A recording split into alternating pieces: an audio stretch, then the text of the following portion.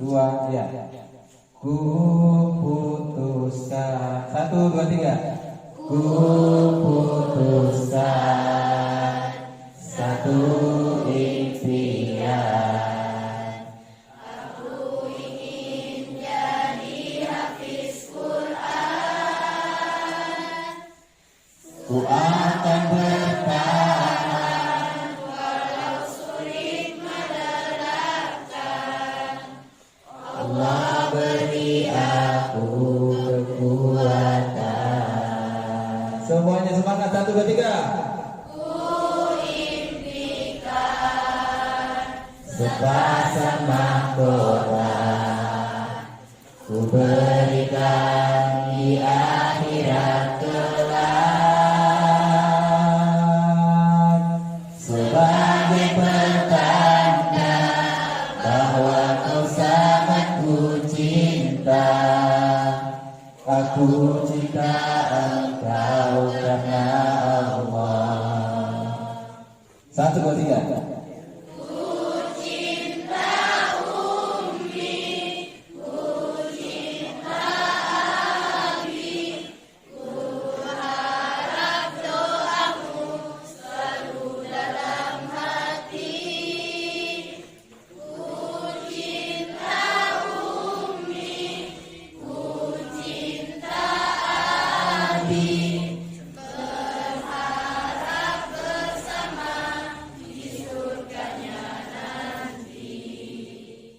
Asyhadu an la ilaha illallah wa la syarika lah wa asyhadu anna Muhammadan abduhu wa rasuluhu nabiyya ba'da.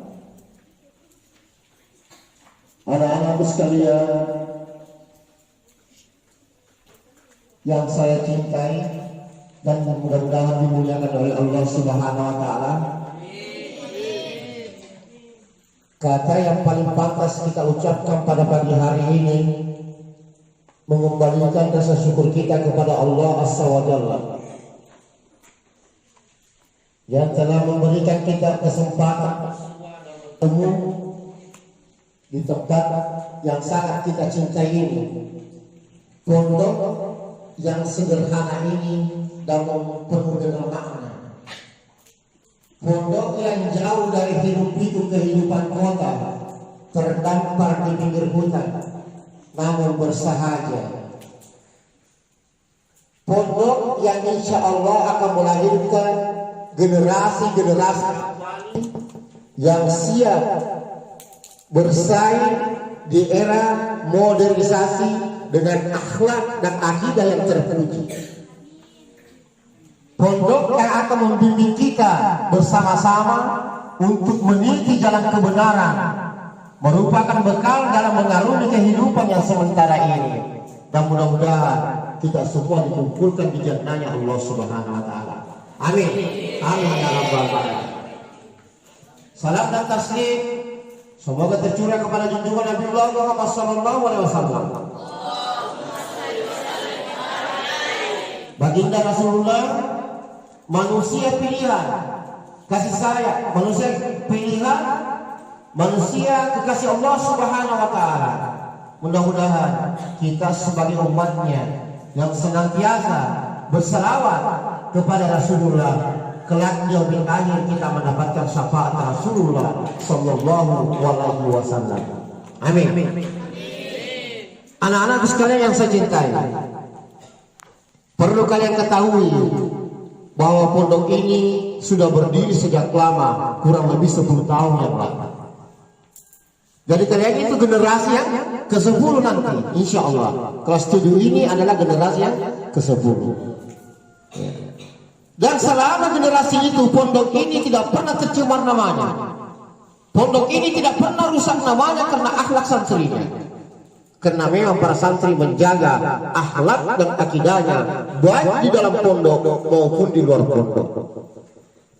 Makanya daripada itu saya minta dengan sangat kepada generasi yang ke-10, generasi yang ke-9, generasi yang ke-7, 8, generasi yang ke-7, ke-6 dan ke-5. Peliharalah nama baik pribadi kalian, terutama nama baik pondok pesantren kita yang kita cintai bersama. secara perlahan. Dia tembak kita tidak. Tetapi melalui game itu tidak tinggalkan sholat. Melalui game itu tidak tinggalkan mengaji. Melalui game itu orang tua tidak bantah. Melalui game itu kita malas mandi. Bahkan ironisnya melalui game ini banyak yang gila gara-gara game.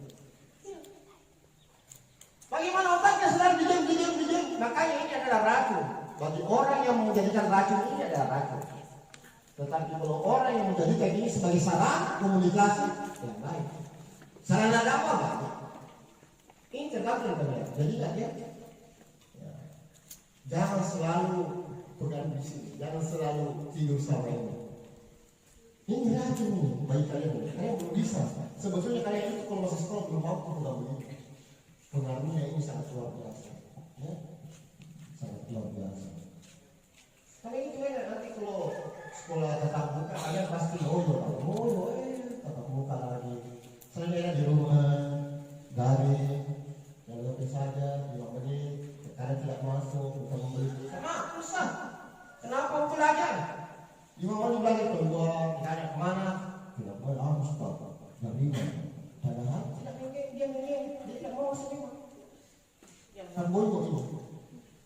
Yang terjadi sama kelas 7, kelas 8, 9, 10, 11, 12. Kenapa harus Ustaz? SD juga dia sudah mulai bohong. Makanya di sini masuk ke pesantren. Supaya kurang itu bohong. Karena ini pesertanya masih banyak perempuan dan laki-laki.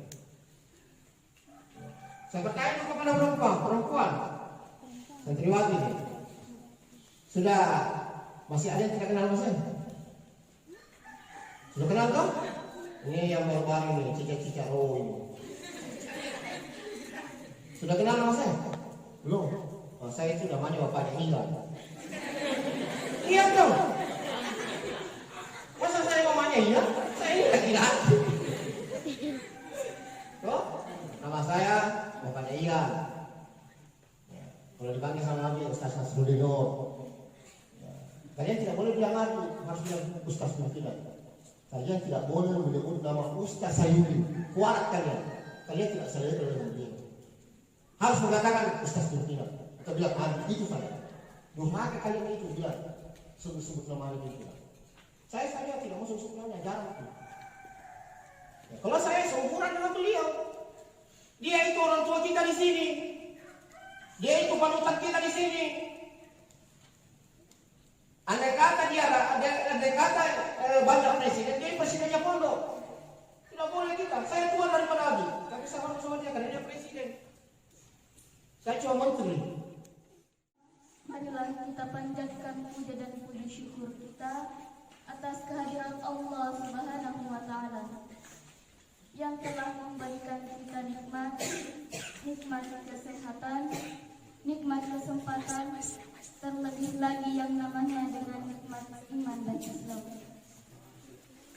Salawat barangkaikan salam semoga tetap tercurahkan kepada baginda Nabiullah Muhammad sallallahu alaihi wasallam.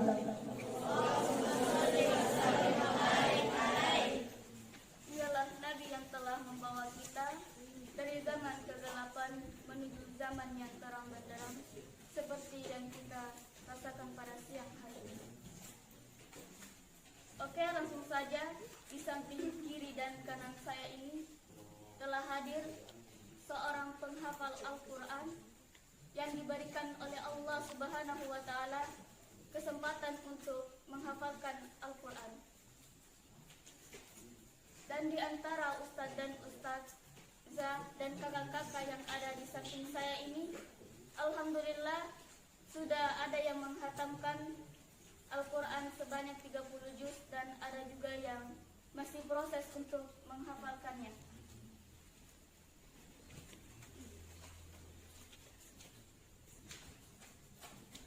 Oke, langsung saja kita persilahkan kepada ustadz dan ustazah serta kakak-kakak agar menyampaikan metode atau cara-cara menghafal Al-Quran dengan cepat. Dan sebelum itu saya persilahkan kepada Ustazah Nur Faifah agar menyampaikan metode dan cara-cara menghafal Al-Quran.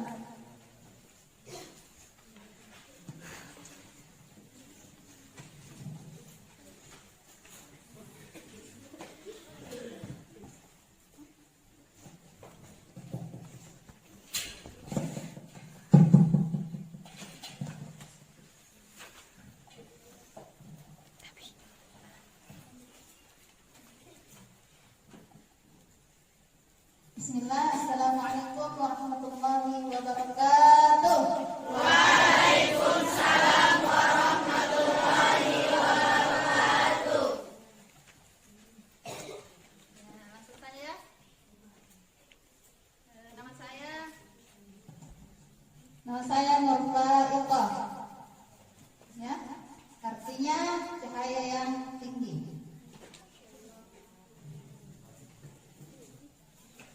Ya, boleh panggil faiqah, bisa panggil Ika.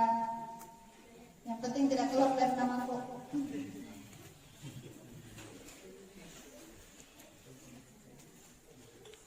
Ya, langsung saja ya. Sebelum menghafalkan Al-Quran, yang pertama-tama yang harus kita perbaiki adalah ya niatnya dulu, ya. Sebelum menghafal Al-Quran, perbaiki dulu niatnya. Niatnya mau apa? Mau menghafal atau mau pamer hafalannya? Baru sedikit hafalannya sudah pamer.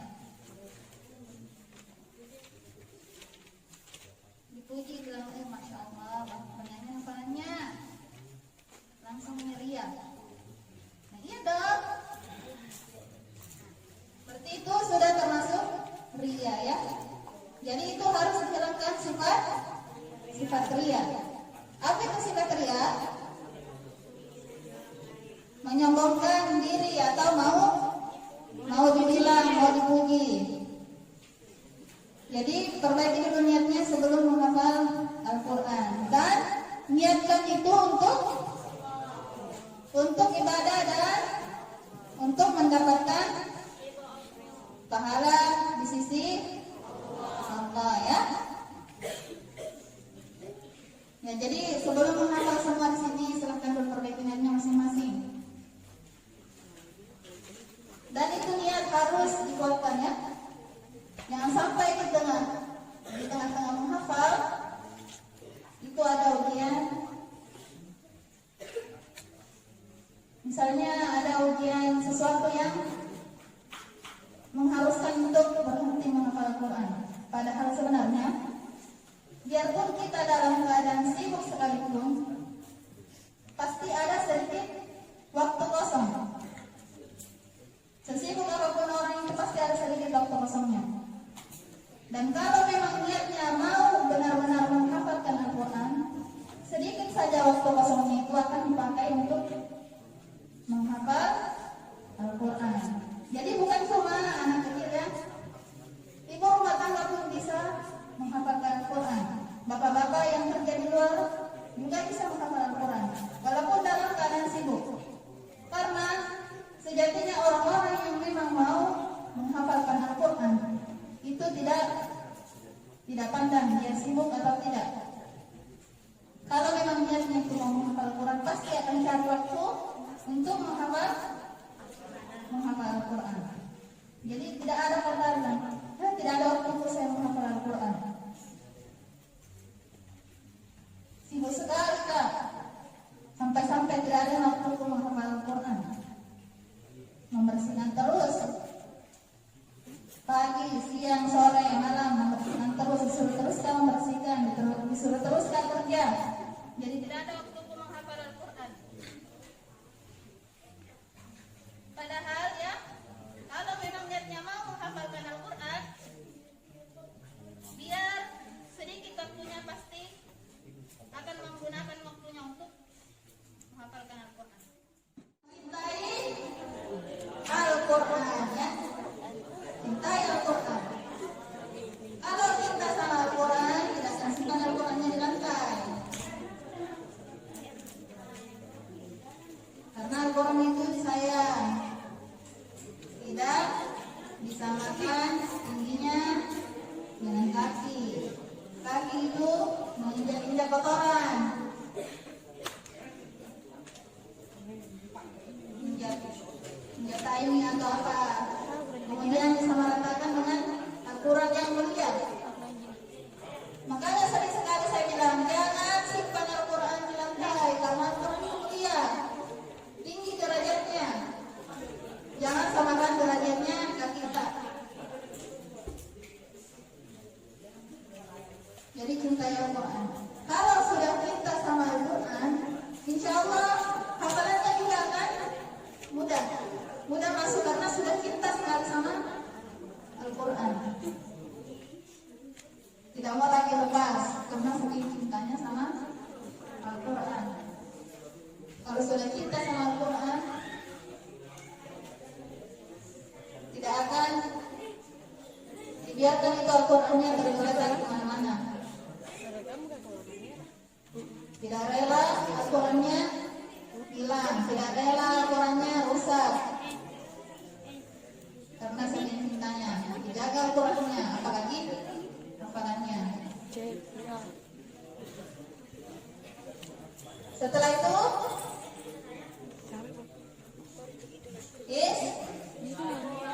istiqomah ya. Istiqomah menghafal Al-Quran.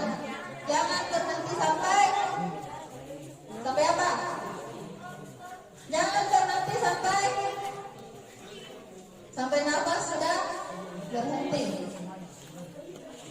Jadi istiqomah ya. Biarpun lambat menghafal, tapi kalau istiqomah pasti akan hafal juga. Kenapa ribut sekali? Mau gantikan saya di sini?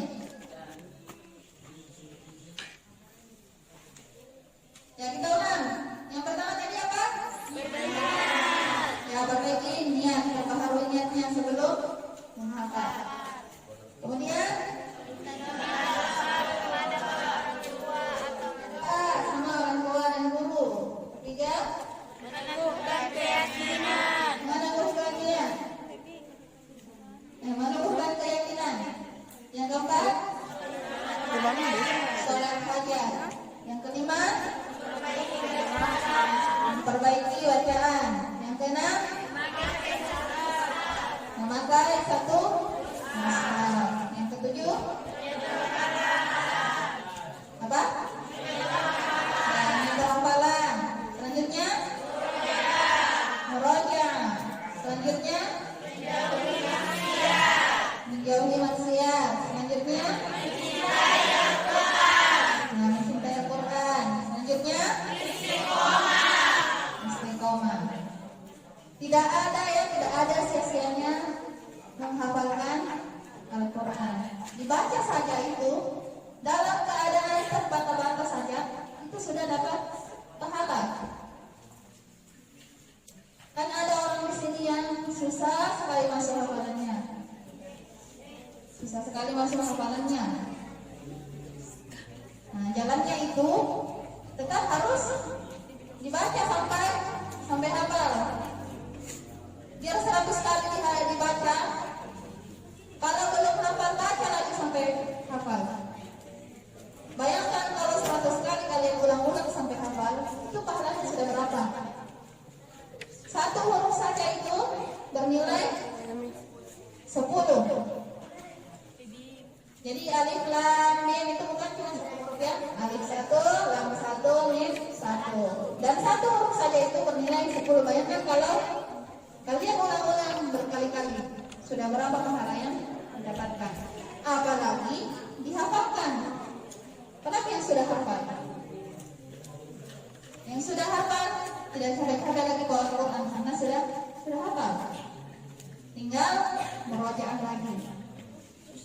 Jadi jangan sampai karena susah menghafal Al-Quran, terbata-bata membaca Al-Quran jadi tidak mau lagi menghafal. Kalau terbata-bata, ya belajar sampai bisa. Karena tidak ada orang yang tidak bisa. Yang tidak bisa itu, kalau merasa dirinya tidak bisa berarti malasku yang terlalu besar. Ada sesuatu yang dikerjakan bilang tidak bisa kok. Bukan kamu yang tidak bisa, cuma malasmu yang lebih besar daripada keinginanmu.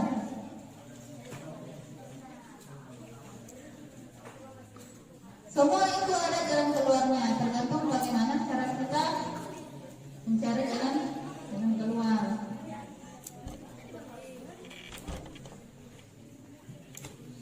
Ada temanku itu susah sekali masuk hafalannya. Sampai kalau di sana di sekolahku dulu di Bone, Setiap tahun itu ada target hafalan. 1 tahun 2 juz. Yang tidak sampai setengah dari target maka langsung turun kelas. 1 tahun 2 juz, naik kelas berikutnya 4 juz, naik lagi 6 juz, naik lagi 8 juz, naik lagi 10 juz. Jadi tidak akan dilupa itu juz-juz sebelumnya karena ditambah terus 2 juz setiap tahun. Nah, kelas 7 2 juz, kelas 8 4 juz, kelas 9 6 juz, kelas 10 juz, kelas 11 12 murojaah. Jadi kalau misalnya kelas 7 target hafalannya itu 2 juz, yang tidak selesai 1 juz berarti langsung tinggal kelas. Tidak ada lagi persyaratannya yang 1 bulan ini harus selesai, tidak. Jadi setengah dari targetnya kalau tidak sampai langsung turun kelas. Dan itu dalam 2 juz itu harus selesai dalam 5 hari. 5 hari saja waktu menyetornya. Sama juga dengan yang 10 juz. 10 juz itu harus selesai dalam 5 hari. Kalau tidak selesai langsung turun kelas. Dan saya waktu kelas 8 itu berjumlah 33 orang. Yang turun kelas ada lagi 10 orang. Saya tinggal kelas langsung yang berkurang ke mata karena lagi 10 yang tinggal kelas. Dan ada yang bertahan sampai alumni. Jadi temanku menjadi adik kelas.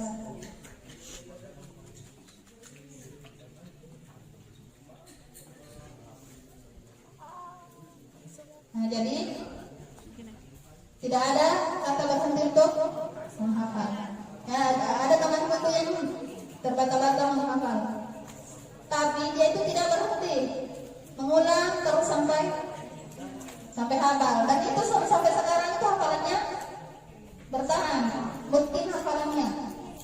Karena sering diulang-ulang, beda ya. Kalau yang 1 kali hafal, 1 kali menghafal langsung hafal.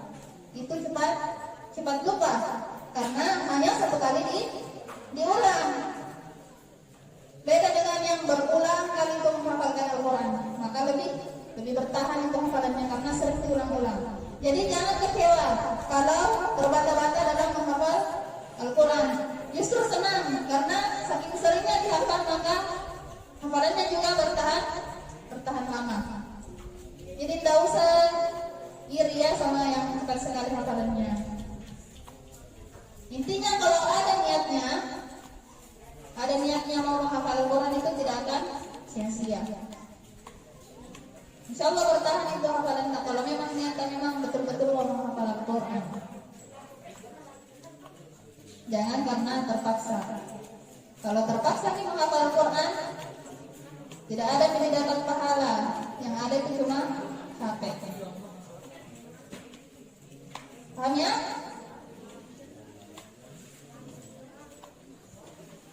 Ya, lanjut ke silakan kembali ke moderator.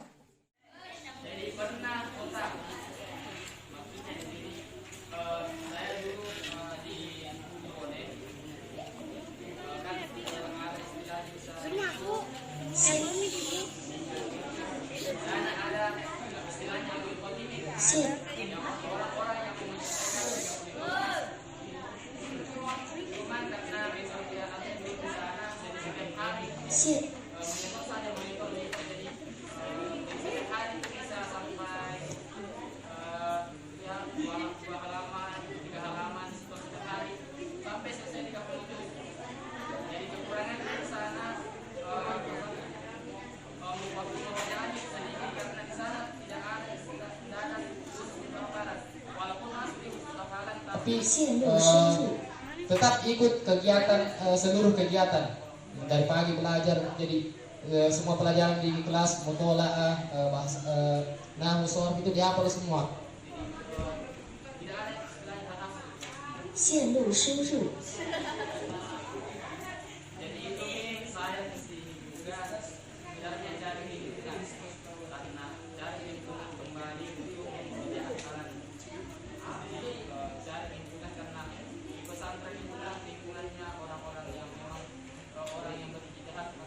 memang tujuannya itu datang untuk belajar menghafal Al-Quran. Apalagi di sini sudah ada pengkhususan hafalan. Jadi saya bisa mengulang-ulang hafalan saya. Jadi kalau ditanya berapa juz, saya pernah menghafal, tapi yang lancarnya yang di sini baru 3 juz lah.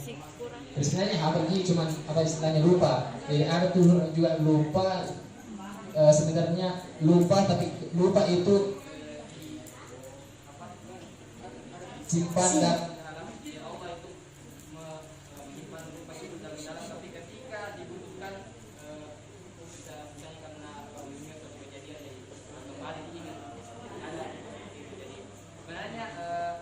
lupa, tapi kalau diulang-ulang kembali bisa kembali.